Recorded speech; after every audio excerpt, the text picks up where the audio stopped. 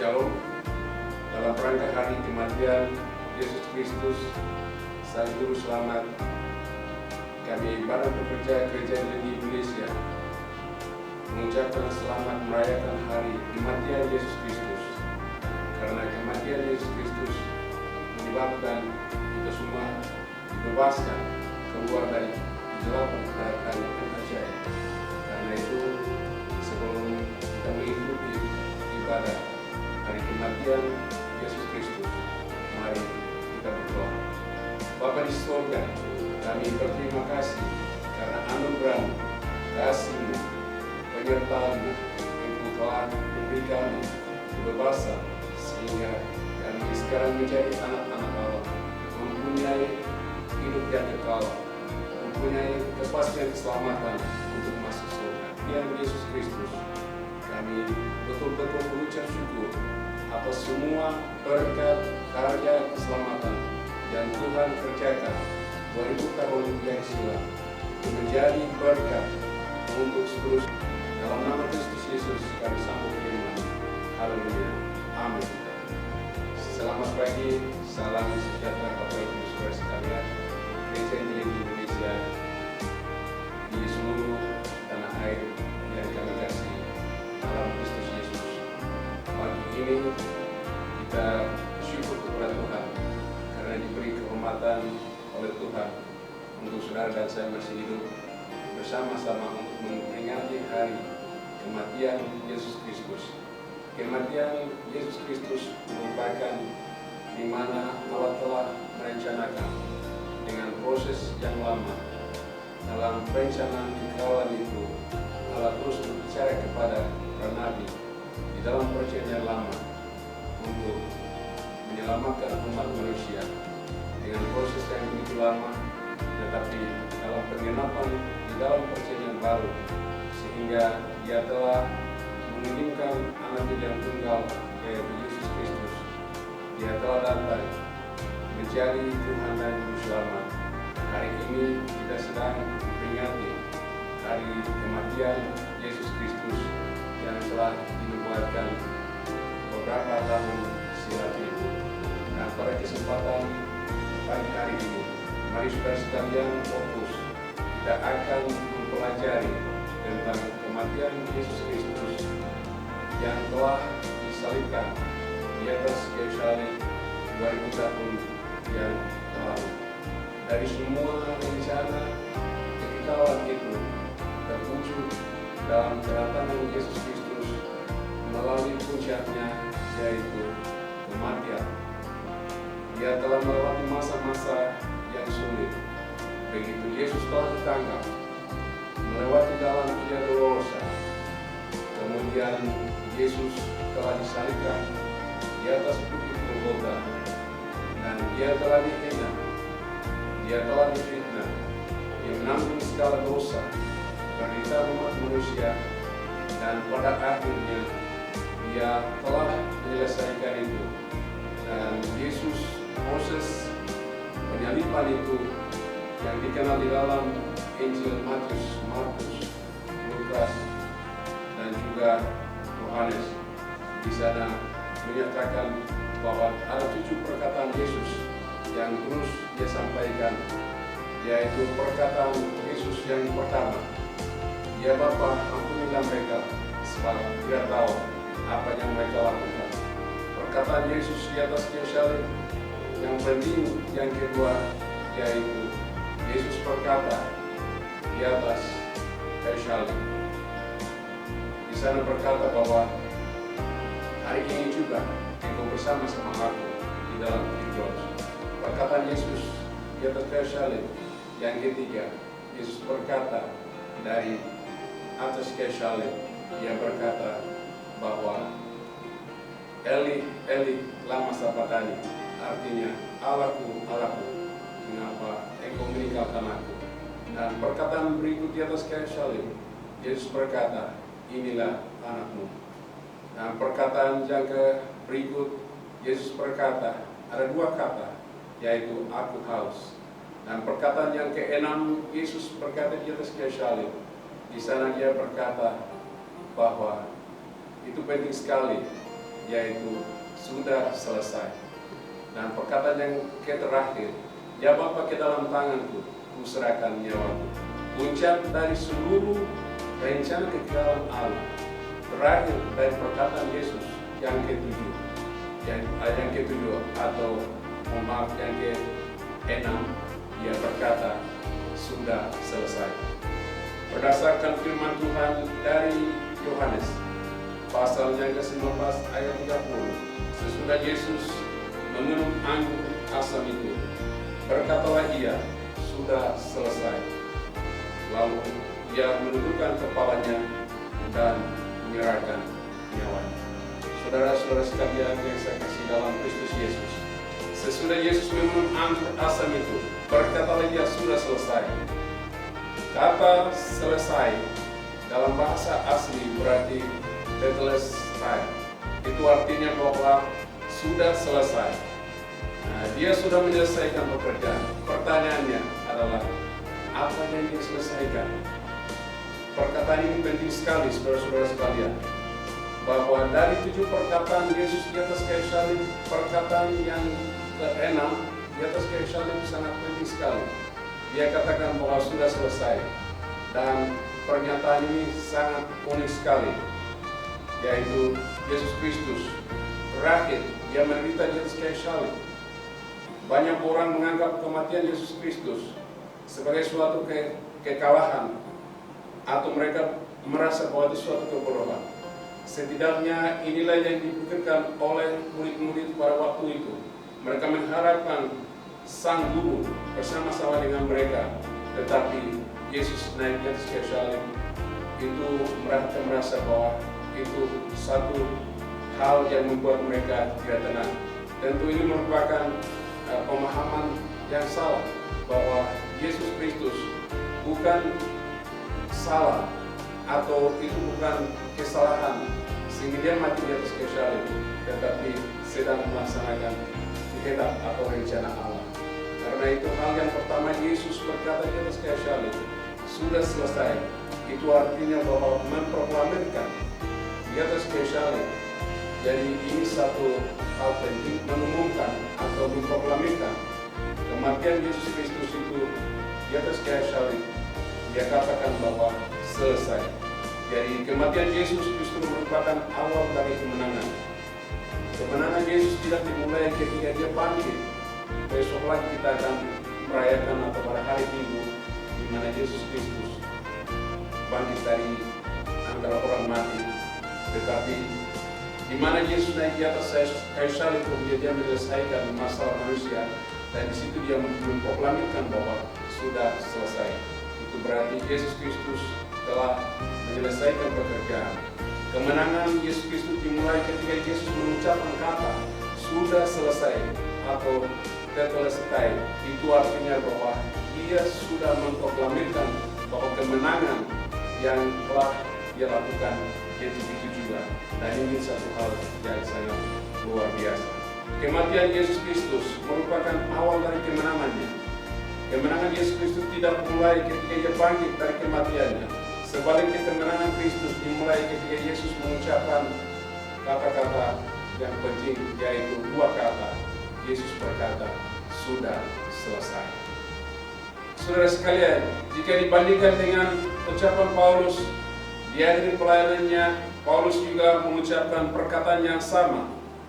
Maknanya dengan ucapan Yesus di dalam surat 2 Timotius pasal 4 ayat 7, Paulus menuliskan bahwa aku mengakhiri atau disebut mengakhiri pekerjaan Yesus itu. Pertandingan yang baik, aku telah mencapai garis akhir, aku telah memelihara iman. Itu merupakan ucapan dan proklamasi atau memproklamirkan kemenangan yang sedang diajukan atau sedang dilakukan oleh Rasul Paulus. Diakhiri pengabdiannya kepada Tuhannya, yaitu Yesus Kristus. Kalimat ini sengaja dipakai oleh Rasul Paulus untuk meniru kemenangan yang juga Yesus proklamirkan di akhir dari pelayanannya, di mana Yesus berada di atas kayu salib. Dia katakan bahwa sudah selesai. Misi yang diemban oleh Yesus Kristus adalah misi menyatakan keselamatan dari Allah atas orang-orang yang berdosa.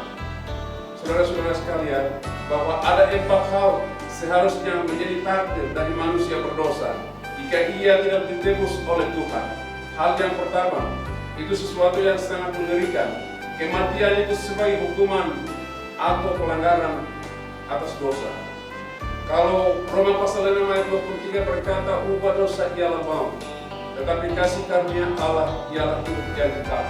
Jadi orang berdosa patut menerima hukuman, karena itu kematian sebagai hukuman atau sebagai pelanggaran. Apa itu dosa? Dosa berarti pelanggaran atau tidak kena sasaran daripada kehendak Allah. Jadi kematian sebagai hukuman atas pelanggaran dosa. Hal yang kedua, menanggung murka Allah atas dosa. Itu berarti keterpisahan dari Allah, karena keberdosaan manusia, ketidaktaatan manusia, keterikatan dengan dosa, menjadi budak daripada kerajaan iblis. Hal yang ketiga yang sangat luar biasa, menjadi takdir manusia berdosa dan mereka patut menerima hukuman karena hal yang ketiga adalah keterpisahan dari Allah, yaitu karena keberdosaan manusia. Pada dasarnya manusia orang berdosa. Saya dan saudara manusia orang berdosa, tidak mendapat atau tidak menyelamatkan diri saya sendiri, hanya oleh karena anugerah kita diberi keselamatan.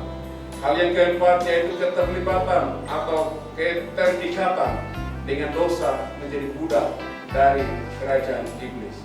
Ini menjadi masalah di dalam kehidupan manusia, karena itu misi penyelamatan Allah terus dikerjakan sejak awal, karena manusia tidak dapat menyelamatkan diri sendiri. Namun semua hukuman itu diselesaikan oleh Yesus melalui 4 cara, yaitu pertama, ini penting sekali saudara sekalian, untuk menyelesaikan masalah saudara dan saya, untuk menyelesaikan masalah dosa dunia. Hal yang pertama, Yesus menjadi kurban penebus. Itu penting. Yesus menjadi kurban penebusan dosa bagi umat manusia.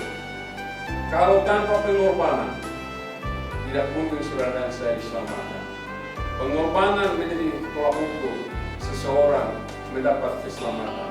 Dalam perjanjian lama, mereka terus berkorban persembahan kepada Tuhan Allah, tetapi itu hanya simbol. Tetapi setelah Yesus datang menjadi anak domba itu, dia mati di atas kayu salib, memberi penebusan kekal kepada manusia. Saudara sekalian, hal yang kedua, ini penting sekali untuk kehidupan manusia. Hal yang kedua adalah Yesus menggantikan manusia yang seharusnya menanggung murka Allah dengan cara memurkai dirinya sendiri, atau dia menanggung dosa manusia. Ini adalah bukti dari sifat Allah yang kasih. Allah juga memiliki kasih, tetapi Allah juga memiliki sifat adil. Karena itu untuk melaksanakan keadilannya itu, dia juga memberikan perdamaian melalui kasih. Hal yang ketiga, di mana Yesus Kristus memberi keselamatan kepada kita. Cara yang ketiga adalah proklamasi, atau dia disebut memberikan satu proklamasi kepada kita dengan cara rekonsiliasi. Ini penting sekali bahwa Yesus menjadi perantara atau menjadi jembatan untuk relasi agar manusia dapat kembali menyatu dengan Tuhan Allah. Karena itu dia melakukan rekonsiliasi supaya Yesus itu menjadi perantara antara Allah dan manusia. Cara Tuhan yang keempat yaitu penebusan, yang disebut di mana kematian Yesus Kristus sebagai tebusan bagi manusia yang menjadi budak atau yang menjadi kerajaan iblis tadi. Dari keterlibatan iblis tadi, sekarang dia memberikan kebebasan sehingga kematian itu menjadi cara Allah membeli manusia sebagai budak dosa menjadi budak Kristus, dan sekarang kita disebut doulos Kristus. Itulah 4 hal yang menjadi misi Kristus dan kemenangan yang dia peroleh ketika manusia menempuh jalan salib. Saudara sekalian, itulah sebabnya Yesus berkata di atas kayu salib, sudah selesai. Tidak ada sisa pun. Dia sudah menanggung semua itu. Apa yang dilakukan di dalam perjanjian lama, dan proses yang begitu lama. Tetapi puncaknya dia mengambil penderitaan itu dan berada di atas kayu salib, dan dia berkata, sudah selesai. Berarti dia melakukan penebusan secara tuntas. Dia melakukan juga untuk mengangkat kita. Itu juga sudah secara untuk dia lakukan. Dia juga melakukan rekonsiliasi untuk memberikan satu kebebasan juga. Karena itu dia memproklamirkan di atas kayu salib. Dia merasa bahwa tugas dia sudah selesaikan. Ini kemenangan di atas segala kemenangan. Kemenangan yang dikerjakan oleh Yesus Kristus adalah kemenangan melebihi kemenangan yang dikerjakan oleh manusia yang berdosa terhadap orang yang berdosa. Itu yang dilakukan oleh Tuhan Yesus Kristus kita. Haleluya. Saudara sekalian, bagian yang kedua, yang penting sekali, mengapa Yesus katakan sudah selesai? Hal yang kedua adalah dia melenyapkan ketakutan manusia. Karena itu Yesus berada di atas kayu salib. Di sana katakan, hai maut di manakah? Itu artinya bahwa dia memberikan satu jaminan, rasa takut, rasa cemas. Dia menyatakan di atas kayu salib bahwa saat ini melenyapkan segala ketakutan manusia secara tuntas. Perkataan sudah selesai juga berarti melenyapkan ketakutan manusia. Ia seakan-akan menjadi kalimat sakti Yesus untuk menyatakan bahwa kutuk telah berakhir dan masa depan telah terbuka. Luar biasa. Haleluya. Itu artinya bahwa masa depan kita telah terbuka.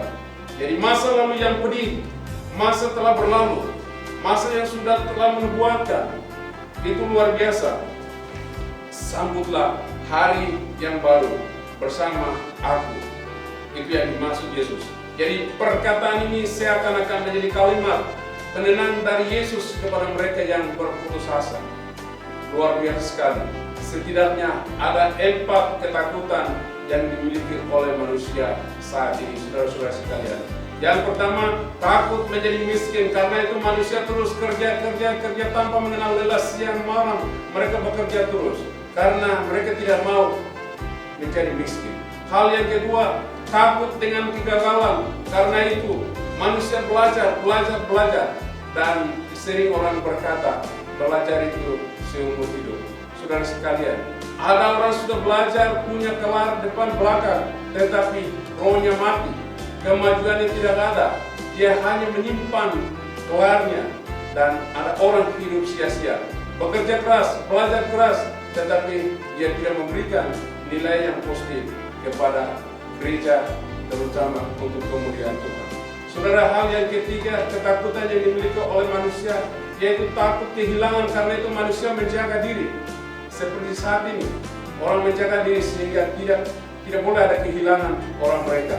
Tidak boleh kehilangan keluarga, tidak boleh kehilangan istri, tidak boleh kehilangan suami, tidak boleh kehilangan kerabat yang dekat. Sehingga orang menjaga siang dan malam. Itu ketakutan yang dimiliki oleh manusia. Dan yang terakhir yaitu takut dengan kematian. Dan ini sesuatu yang sangat penting. Semua orang takut untuk kematian. Kematian bukan sesuatu yang menakutkan, tetapi akhir daripada kehidupan. Itu bagi mereka orang yang percaya kepada Tuhan. Tetapi orang takut dengan kematian. Karena itu manusia berupaya untuk terus hidup, berusaha mempertahankan dengan berbagai cara supaya manusia itu untuk hidup seterusnya. Tetapi suatu kelak semua orang nasibnya sama, yaitu kita akan mati. Hari ini, esok, tahun depan, tidak tahu. Kematian sedang menanti saudara. Takut dengan kematian, tetapi tidak takut kepada Tuhan. Ini menjadi masalah. Saudara sekalian, ini penting sekali. Misteri dan kekosongan itu menjadi ketakutan bagi kehidupannya. Bahkan kematian menjadi satu tanda yang besar bagi manusia. Kemana dia akan pergi, melanjutkan kehidupannya setelah ia meninggal dunia. Setelah meninggal dunia, kelanjutan kehidupannya dia akan kemana pergi. Namun hal itu telah diselesaikan oleh Yesus melalui perkataan sudah selesai. Berarti Yesus menyatakan bahwa dia telah datang membawa harapan untuk bagi masa depan manusia. Kematiannya membawa kehidupan bagi mereka yang mati, bagi mereka yang ketakutan, bagi mereka yang putus asa. Dosa yang menyebabkan manusia tidak memiliki masa depan yang cerah, masa depan yang penuh bahagia, masa depan yang kekal. Sementara firman Allah berkata, masa depanmu ada, harapanmu ada, masa depanmu tidak akan hilang dan harapanmu tetap ada. Tetapi manusia khawatir akan hidup. Karena itu manusia takut dan takut. Apalagi saudara-saudara, saat ini kita sedang menghadapi isu global, yaitu virus COVID-19. Itu luar biasa. Itu membuat sampai banyak orang ketakutan, kecemasan, sehingga banyak orang takut untuk mati. Tetapi saudara tidak perlu takut, karena Yesus berkata di atas kayu salib, sudah selesai. Ketakutan kita sudah dilenyapkan, ketakutan kita sudah ditangguhkan oleh Yesus Kristus. Jadi jangan takut akan kematian itu tiba. Penyakit, kesakitan, kesusahan, kekurangan akan datang, tetapi tidak akan memisahkan dari kasih karunia Allah, sebab Dia telah menyelesaikan di atas kayu salib, dan Dia katakan, saya sudah selesaikan pekerjaan itu. Jadi tidak akan masih sisa lagi. Jadi saudara yang ada di dalam Yesus Kristus jangan takut, tetapi mereka yang ada di luar Yesus penuh dengan ketakutan, karena mereka tidak memiliki kepastian hidup yang kekal. Saudara sekalian, tidak perlu takut, karena saya sudah menjadi anak Allah. Tapi mereka yang takut, karena mereka masih menunggu hukuman karena takut. Karena itu saudara-saudara sekalian, jangan takut. Kalau saudara yang sekarang takut terhadap penyakit yang sedang berkembang di seluruh dunia, bawa dirimu kepada Tuhan, menyerahkan hidup kepada Tuhan, sebab maut itu selalu tunggu saudara dan saya. Karena itu menyerahkan hidup sepenuhnya kepada Tuhan. Yesus berkata, Aku memberikan hidup yang kekal kepada mereka yang percaya, dan Dia akan memberikan hidup yang kekal kepada mereka. Caranya adalah kita datang kepada Yesus, percaya bahwa saya tidak dapat menyelamatkan diri saya sendiri. Saya orang berdosa, kemudian memohon pengampunan kepada Dia, dan Dia akan memberi kelepasan. Karena Dia sudah mati untuk saudara, Dia memberi kebebasan untuk saudara. Karena itu jalan yang terbuka untuk saudara. Dan Dia sedang menunggu. Wahyu pasal 3 ayat 20 berkata, Aku berdiri buka pintu, kalau ada seorang mendengar suaraku dan membuka hatinya, Dia bilang, saya akan masuk dan tinggal bersama-sama, makan minum bersama-sama. Ini berbicara mengenai seseorang membuka hatinya, mengundang Yesus sebagai Tuhan dan Juru Selamat. Maka Yesus akan masuk menjadi Tuhan dan Juru Selamat. Dan detik yang sama diberi hidup yang kekal menjadi anak-anak Allah. Karena itu Yohanes pasal 1 ayat 12, setiap orang yang menerima diberi kuasa, yaitu menjadi anak-anak Allah, yaitu mereka yang percaya dalam namanya. Jadi mereka yang percaya diberi otoritas menjadi anak-anak Allah. Dan mereka itu mempunyai kepastian, ketakutan lenyap, diisi dengan hidup yang kekal, mempunyai pengharapan, dan saat kematian tiba, dia katakan siap. Amin. Saudara sekalian, katakan amin. Mengapa? Karena saya mempunyai hidup yang kekal, tidak perlu takut. Tetapi mereka yang belum menerima Yesus, menerima Yesus, pasti mempunyai rasa ketakutan itu ada, kebimbangan itu ada, kekhawatiran itu ada. Kenapa? Karena dia tidak memiliki kepastian hidup yang kekal. Tetapi setiap orang yang menerimanya memberi hidup yang kekal. Di dalam surat 2 Yohanes berkata, barang siapa memiliki anak, dia memiliki hidup. Barang siapa tidak memiliki anak, dia tidak memiliki hidup. Itu artinya dengan bahasa yang biasa, yaitu barang siapa menerima Tuhan Yesus, dia akan masuk surga. Tetapi barang siapa tidak menerima Tuhan Yesus Kristus, dia akan masuk ke neraka. Jadi saudara tidak memiliki hidup yang kekal karena tidak menerima anaknya, yaitu Yesus Kristus yang diutus oleh Bapaknya. Dia berada di atas kayu salib. Dia katakan bahwa sudah selesai. Jadi tanggungan untuk saudara punya dosa dia sudah selesai, dan dia sedang tunggu. Tetapi kalau tidak menerima dia, itu artinya bahwa otomatis engkau masuk neraka. Tetapi siapa yang membuka hati menerimanya, diberi hidup yang kekal karena menerima namanya Yesus Kristus. Karena di dalam Yesus ada jaminan, di dalam Yesus ada hidup yang kekal. Saudara-saudara yang dikasihi oleh Yesus Kristus, karena itu hal ini penting sekali, bahwa kematian yang membawa kehidupan bagi mereka yang mati, bagi mereka yang ditakut, bagi mereka yang penuh dengan ketakutan, bagi mereka yang putus asa, Tuhan memberi jaminan kepada kita. Jadi saudara sekalian, jangan takut terhadap penyakit yang sedang merajalela segala sesuatu terjadi dalam kontrol Tuhan. Jadi Allah sedang menjaga, Allah sedang melindungi. Apabila itu terjadi, kita sudah siap, karena kematian itu selalu menunggu saudara dan saya. Jadi selalu menunggu untuk siap ke surga, yaitu bagi mereka yang memiliki hidup yang kekal. Saudara sekalian, ketakutan terbesar manusia adalah ketika akibat dosa ia harus menanggung maut di dalam hukuman api neraka. Itu yang menjadi ketakutan kita sekarang. Tetapi kematian dengan berbagai cara datang. Jangan takut. Yang saya takut dan saudara takut adalah kematian itu datang untuk memberi hukuman, yaitu kepada api neraka. Itu menjadi persoalan karena saya belum berdamai dengan Yesus Kristus. Namun kematian Yesus seolah-olah telah mengatakan bahwa saudara sekalian tenang. Karena apa? Aku telah menggantikan dirimu. Dan dia katakan bahwa aku telah menyelesaikan semua persoalanmu. Itu berarti segala hal yang telah dikerjakan oleh Yesus sekali untuk selama-lamanya. Ketika kuasa kepahlawanan diproklamirkan atau diproklamasi dan sudah selesai, itu artinya bahwa tidak ada sisa lagi, dan menuntut kita untuk bebas dari segala kekhawatiran dan segala kebimbangan. Jadi kita tidak perlu bimbang, kita tidak perlu khawatir terhadap ancaman datang, karena Yesus sudah menyelesaikan.